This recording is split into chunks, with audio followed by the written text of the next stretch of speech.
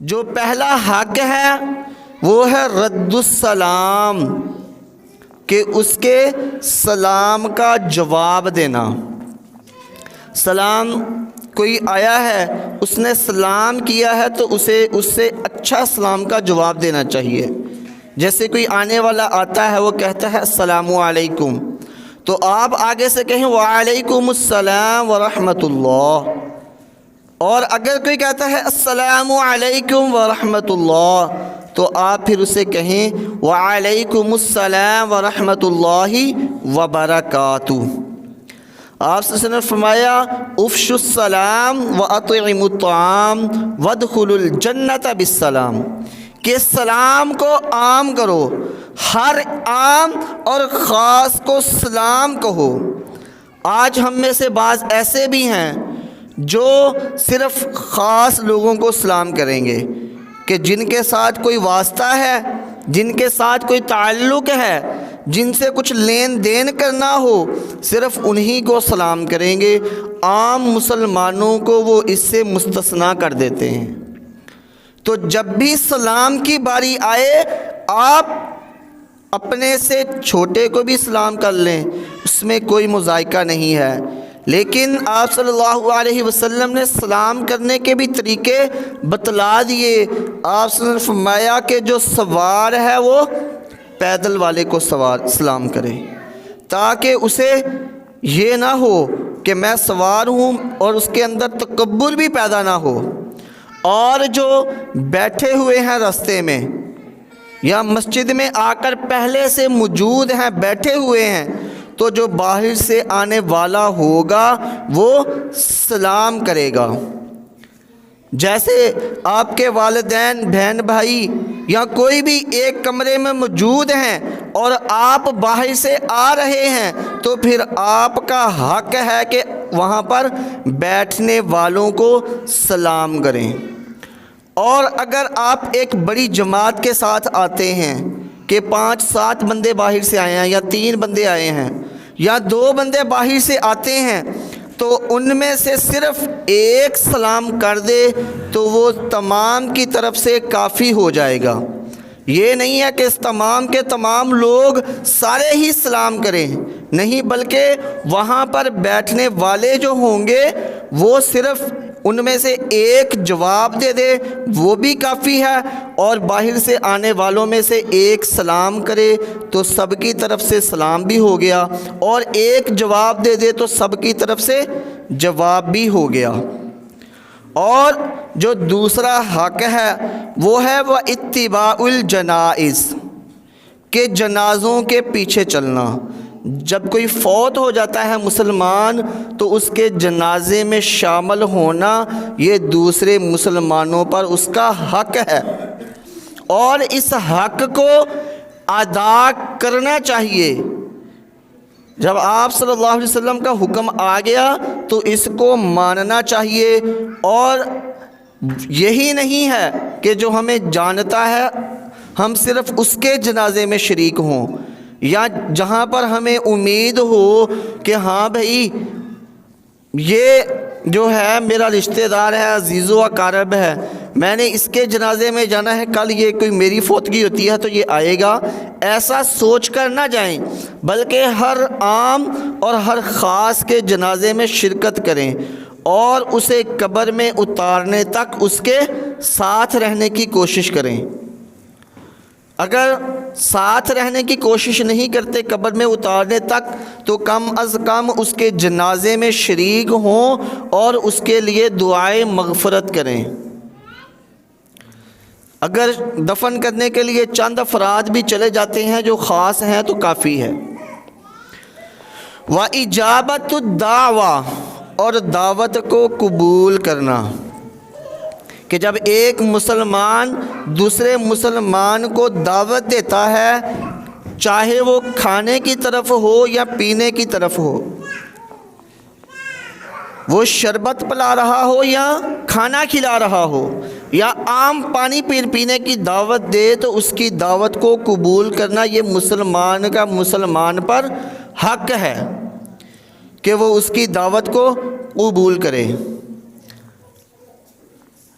ایک روایت میں آتا ہے کہ اگر آپ کا مسلمان بھائی آپ کو دعوت دیتا ہے اور آپ نے نفلی روزہ رکھا ہو تو آپ اپنے نفلی روزے کو اگر اس کی دعوت پہ کھول لیتے ہیں تو اس میں کوئی گناہ نہیں ہے،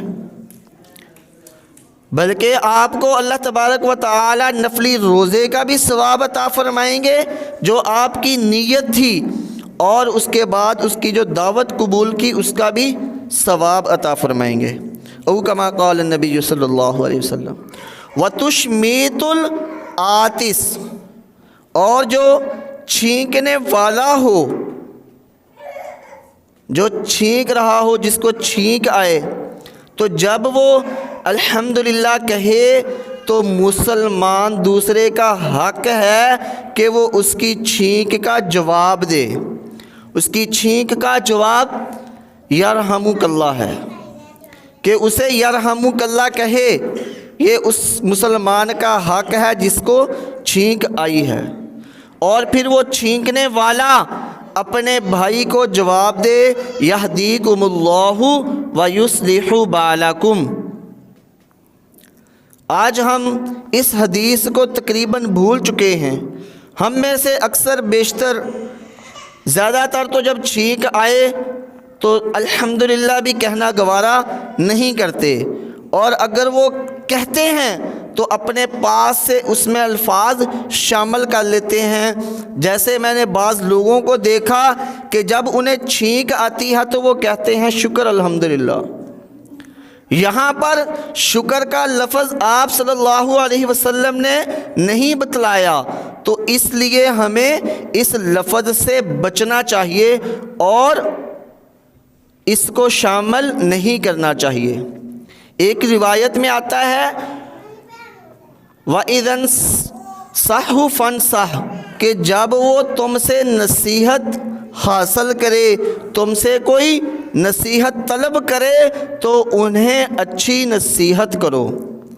کہ جب وہ کہنے والا کہتا ہے، آپ سے مشورہ کرتا ہے کہ بھائی یہ میرا کام ہے، میں اس کام میں آپ سے مشورہ طلب کر رہا ہوں، تو اسے اچھا مشورہ دیں جو آپ اپنے لیے پسند کرتے ہیں۔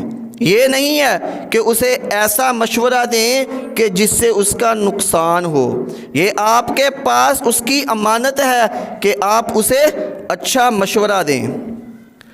اور جو آخری حق ہے وہ ہے عیادت المریض، کہ مریض کی عیادت کرنا، اس کی جب کوئی بیمار ہو تو اس کے گھر جانا اور اس کا حال احوال پوچھنا۔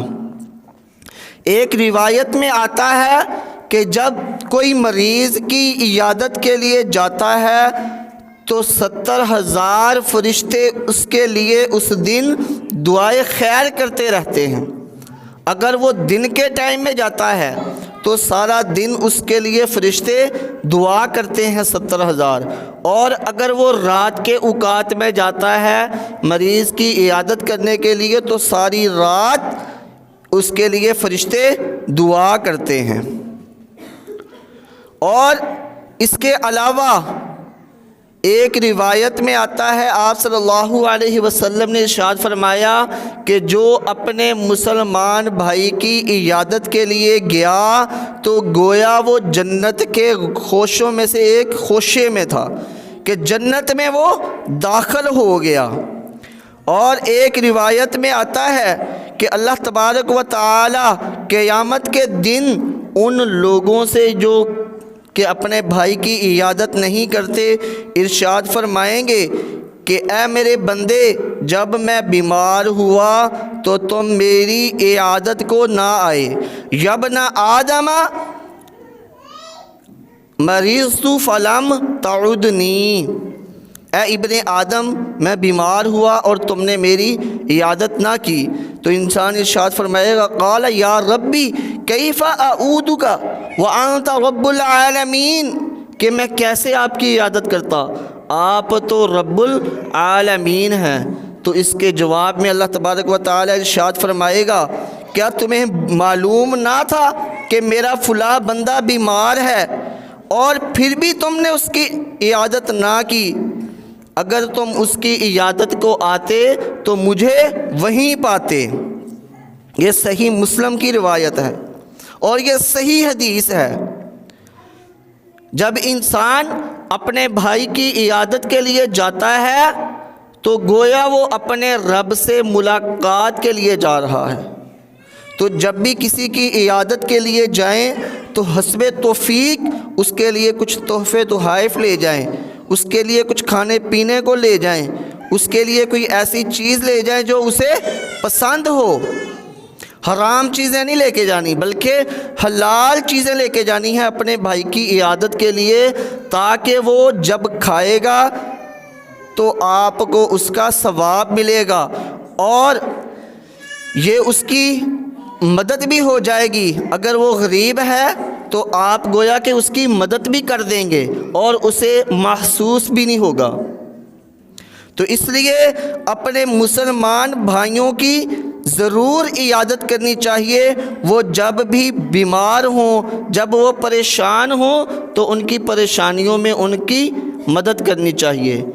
ایک روایت میں آتا ہے صحیح مسلم کی کہ آپ صلی اللہ علیہ وسلم نے ارشاد فرمایا، جو اپنے بھائی کی مدد میں ہوتا ہے، واللہ فی عون العبد ما کان العبد فی عون اخیہ، کہ جب تک بندہ بندے کی مدد میں رہتا ہے اللہ تبارک و تعالی اس کی مدد میں لگے رہتے ہیں۔